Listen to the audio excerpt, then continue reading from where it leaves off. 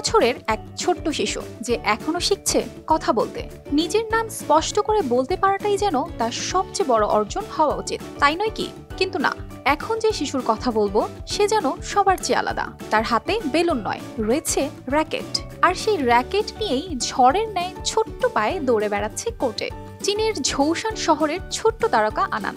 যে বয়সে অনেক শিশুই খেলনা নিয়ে মেতে থাকে, আনান সেখানে র্যাকেট হাতে খেলছে ব্যাডমিন্টন। এই ক্ষুদে তারকার খেলার শুরুটাও বেশ মজার। তার বাবা মিস্টার লি বলেন, ছোট্ট আনান যখন মাত্র 18 মাসের, তখন সে একটি লাঠি দিয়ে বেলুন মারতে শুরু করে। সেই লাঠিটা কবে যে র্যাকেটে বদলে গেল আর বেলুনের জায়গায় এলো শাটলকক, কেউ টেরই পেল না।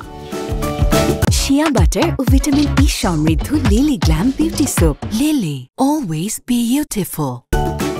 আনান এখন ব্যাডমিন্টন কোর্টের ছোট্ট তারকা। 3 বছরের এই শিশু র্যাকেট হাতে যে প্রতিটি শট মারে, তাতে যেন লুকিয়ে থাকে এক ভবিষ্যৎ চ্যাম্পিয়নের কাহিনী। মিস্টার লি বলেন, আনানের কিছুটা প্রতিভা আছে, তবে এখনও তাকে অনেক পরিশ্রম করতে হবে। আর এখানে বড় শহরের মতো উন্নত প্রশিক্ষণের সুযোগও নেই। তবুও আনান নিয়মিত অনুশীলন করে।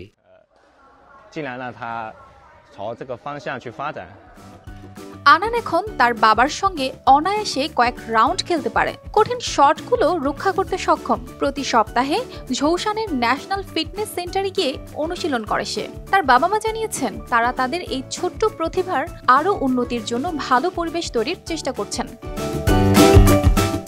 এই ছোট্ট শিশু আনানের গল্প প্রমাণ করে যে কখনো কখনো প্রতিভা ও আগ্রহ অল্প বয়স থেকেই শুরু হয় এবং তার সঠিক পরিচর্যা ও সহায়তার মাধ্যমে অনেক দূরে যেতে পারে। তাই চীনের ঝৌসান শহরের আনান এখন সোশ্যাল মিডিয়ায় এক জনপ্রিয় নাম।